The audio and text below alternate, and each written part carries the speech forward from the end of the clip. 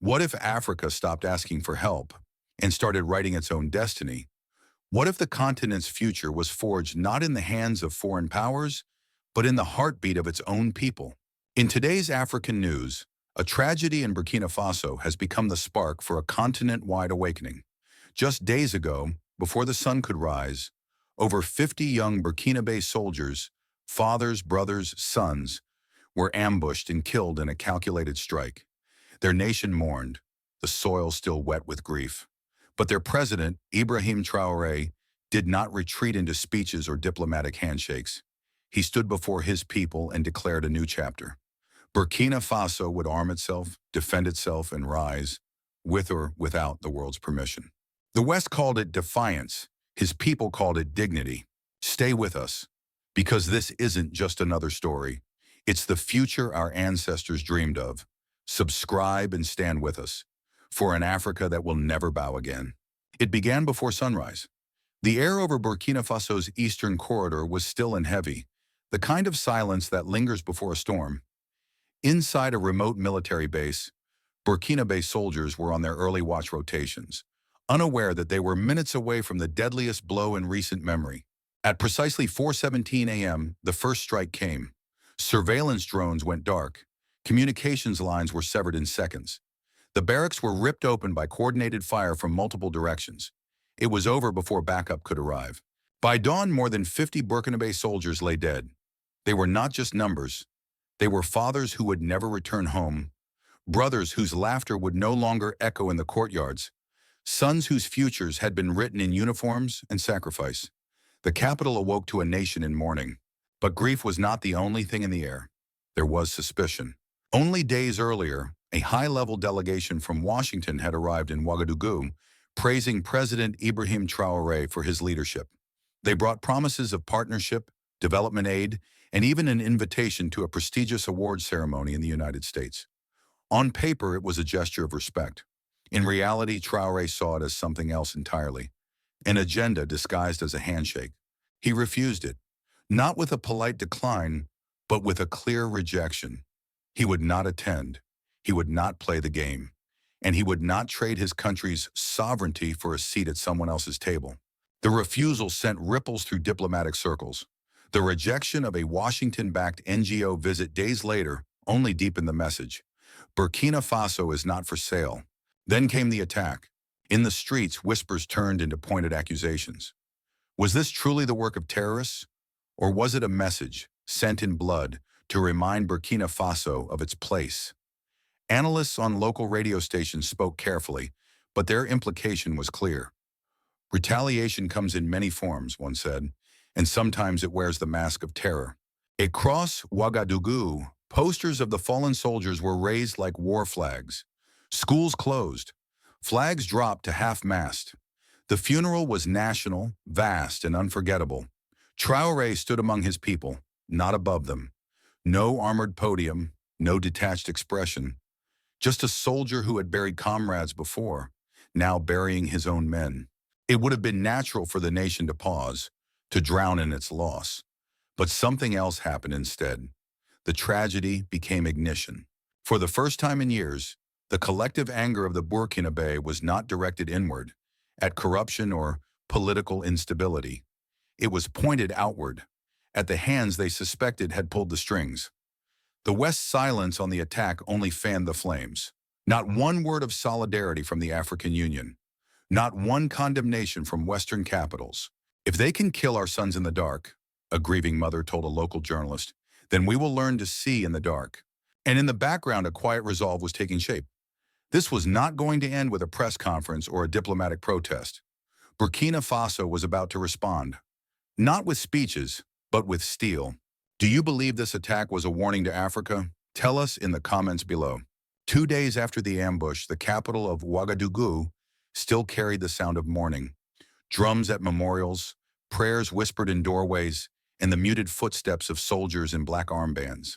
But deep inside an industrial compound on the city's edge, another sound was beginning to rise. The rhythmic clank of metal against metal, the whir of machinery coming to life.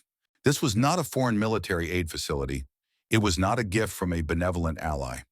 This was something different, Under direct orders from President Ibrahim Traore, a disused repair plant was being transformed into a fully functioning drone manufacturing facility. The project had a name, Silent Steel. It began in secrecy, no foreign contractors, no imported blueprints, only Burkina Faso engineers, many of them fresh graduates who had once dreamed of working in Europe or America, now standing in oil-stained overalls, building weapons for their own country's defense. They worked through the night, eyes sharp, hands steady, their movements almost ceremonial. In the story of Ibrahim Traore, Burkina Faso, this was the moment he turned loss into leverage. One young technician said, "Every circuit we solder is a promise to our brothers who died." The symbolism was unmistakable. For decades, Burkina Faso's military equipment had arrived secondhand, delayed, and ill-suited to its terrain. Now, for the first time, the nation was producing its own eyes in the sky, drones tailored to its geography, climate, and threats. Word spread quickly. In the markets of Kaya, in the farming villages of Fada and Gourma, people spoke of silent steel with pride. "Never again will we be caught off guard," became the rallying cry. But the movement wasn't limited to engineers and soldiers. Blacksmiths came out of retirement to craft ceremonial blades, not for battle, but as symbols of a people reclaiming their independence. Traditional hunters offered to train army recruits in bush tracking and survival skills. Parents volunteered their farmland for military drills. Less than 48 hours after the factory's first test drone took flight, Russian instructors landed at a secure airfield. They were not mercenaries and they did not arrive as saviors. They came as partners, on Traoré's terms. Their mission was simple: train, advise, and prepare Burkina Faso's armed forces for a new era of defense. Joint exercises began immediately. Counter-drone warfare simulations, rapid response drills, and border defense strategies filled the training grounds. These were not just military preparations, they were acts of defiance, a refusal to be prey again. In towns and villages, enlistment surged, not out of desperation, but out of conviction. Young men and women lined up to join the armed forces. Elders gathered communities for defense planning meetings. Artists painted murals of Traoré with a raised fist, tears on his cheek, a leader both grieving and unyielding. And through it all, the hum of silent steel never stopped. The engineers knew that every day of work was a day closer to autonomy. Every finished drone meant fewer foreign strings tied to their national defense. As one elder put it, "When you depend on another man's shield, you fight by his permission. When you forge your own, you fight by your right." If you think Africa must make its own weapons, say yes in the comments below. When the funeral marches ended and the last of the soldiers were laid to rest, President Ibrahim Traoré gathered his top generals, security chiefs, and newly arrived Russian instructors in a secure meeting room. There were no cameras, no press, only a map of Burkina Faso on the wall and the weight of a question: how do you make sure this never happens again? The answer came not as a speech, but as a doctrine, one that would challenge decades of African military thinking. It was called the African Doctrine of Retaliation. Its foundation was three unshakable pillars. 1. Total self-reliance. No begging, no foreign military bases. Build what we need with our own hands. Train our own soldiers, our own technicians, our own cyber defense experts. Every gun, every drone, every strategy must be ours. Not borrowed, not leased, not donated with strings attached. 2. Strategic disruption retaliation does not only belong to the battlefield. It must be economic, digital, and diplomatic. An attack on our soil could mean cyber strikes on enemy infrastructure, sanctions on their business interests here, or the suspension of trade agreements that benefit them more than us. 3. Civic militarization. Every citizen becomes part of the defense network. Not everyone carries a gun, but everyone carries readiness. First aid training, early warning reporting, vigilance. The fisherman guarding his river crossing is as vital as the soldier guarding the border. Russian advisors didn't just teach tactics. They helped rewrite training manuals, restructure command systems, and integrate modern tech into centuries-old strategies. Burkina Faso's top cyber officers trained alongside experts from Mali and Russia, learning how to defend not just against physical incursions, but against digital sabotage. Traoré made it clear: retaliation is not rage, retaliation is readiness. The impact was immediate. Military academies revised their curricula. Primary schools introduced basic disaster response drills. Village councils formed local defense committees. In churches and mosques, religious leaders preached not only about peace, but about vigilance. The doctrine wasn't just theory, it became a national mindset. Even markets adjusted their hours in border towns to reduce vulnerability to surprise attacks. Farmers began collaborating with the military to use drones for both crop monitoring and perimeter security. And while many in the West dismissed the doctrine as dangerous militarization, within Burkina Faso, it was embraced as liberation. For the first time in living memory, citizens felt their government was not just reacting to crises, but actively preparing to prevent them. In less than 2 months, 5 operational drone squadrons were in development. 3 were assigned to reconnaissance, 1 to border defense, and 1 to anti-drone combat.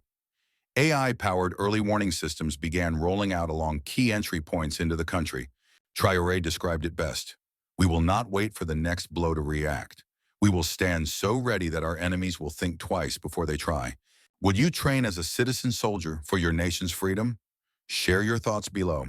While the African doctrine of retaliation was taking root at home, President Ibrahim Traoré was also redrawing the map of Burkina Faso's alliances. For decades, the nation's foreign policy had been a careful balancing act, a dance between donor nations and regional neighbors. Traoré tore up the old choreography. The first major move was sealing a formal security pact with Mali and Niger. Together, they called it the Wall of Resistance, a regional alliance committed to mutual defense, intelligence sharing, and coordinated troop rotations along vulnerable borders. Weekly meetings between military chiefs were no longer ceremonial. They were working sessions where real-time threats were assessed and responses planned. This was not just about guns and soldiers. It was about political unity in the face of foreign pressure. Mali and Niger had also been accused of turning away from Western influence. Now they stood side by side with Burkina Faso, sending a message. You cannot isolate one without facing all three. The West noticed. In Washington, policy analysts warned that this new Sahelian alliance could undermine stability, a thinly veiled way of saying it could undermine Western leverage. In Paris, the French media was less diplomatic, painting Traoré as reckless, radical, and dangerously young. But Traoré's foreign policy wasn't only about defiance, it was about building alternatives. Discussions began with Mali and Niger on creating a gold-backed Sahelian currency designed to bypass the CFA franc and its deep ties to French monetary policy. Economists abroad called it impractical. On the streets of Ouagadougou, it was seen as revolutionary. Meanwhile, Western diplomats quietly requested private meetings with Traoré. They came offering economic cooperation packages, intelligence support, and even modern weapons. But always on one condition: realign your partnerships. Traoré's answer was always the same. Burkina Faso is not a client state. Russia, for its part, doubled down on its role as a military partner. More instructors arrived. New shipments of equipment landed at secure airfields. This was no longer a temporary collaboration, it was a long-term strategy. China took a different route. While voicing official concern over military escalations, Chinese trade officials discreetly opened dialogue channels to protect their economic footprint in Burkina Faso. It was not only diplomacy that was shifting, economics, too, became a battlefield. Traoré ordered audits of all foreign-owned infrastructure projects, dams, pipelines, data centers. Any contract found to compromise national interest would be renegotiated or revoked. It was a clear signal. The age of signing away resources in exchange for temporary aid was over. At home, these moves cemented Traoré's image as a protector of sovereignty. On social media, hashtags like Kakanch Africa for Traoré and Kabashar AU Where Are You surged. The African Union's silence over the attack and its aftermath was seen not as neutrality, but as betrayal. On the streets of Ouagadougou, people no longer waited for leaders in Addis Ababa or Brussels to speak for them. They had their own voice now, and it was loud. Do you support a gold-backed African currency? Let us know in the comments below. What began as a military tragedy in Burkina Faso had in a matter of weeks become something far greater, a movement. And like all powerful movements, it was no longer confined by borders. In the markets of Ouagadougou, you could see it in the art. Murals of soldiers from Burkina Faso, Mali, and Niger stood side by side beneath a new flag, red, gold, and black, dubbed the flag of resistance. It was more than a symbol. It was a declaration that colonial-era borders no longer defined the unity of the Sahel. In the schools, children planted 50 trees of freedom, one for each soldier lost in the ambush. Teachers told them these trees would grow as living memorials, their roots carrying the memory of sacrifice deep into the soil. In the churches, mosques, and traditional shrines, religious leaders who once preached separately now stood together. Christian pastors, Muslim imams, and indigenous spiritual elders led joint prayers for strength, wisdom, and the courage to protect the land of their ancestors. The African doctrine of retaliation had started as a security strategy, but it had become something else, a cultural awakening. Artists turned grief into portraits of defiance. Musicians composed songs blending modern beats with the voices of widows, their choruses echoing through city streets. Writers published poems about sovereignty and self-reliance in local languages, ensuring the message reached even the most remote villages. And then came the diaspora. Across Europe, North America, and the Caribbean, African communities began holding rallies, waving the new flag of resistance. Editorials in independent African news outlets abroad accused Western powers of trying to silence a rising Africa. Young activists in London and New York staged sit-ins outside embassies, holding placards that read, "We kneel only to God and not to empire." Back in Burkina Faso, the government didn't just tolerate this civilian energy, it channeled it. Local defense committees became centers for civic education. Farmers used military drones to protect both crops and communities. University labs partnered with the army to develop anti-drone systems suited to Sahelian conditions. Even the daily routines of ordinary people were touched. Market vendors adjusted trading hours in border towns for safety. Bus drivers received basic first aid training. Traditional hunters offered their tracking skills to patrol rural areas. Every citizen in some way became part of the nation's defense.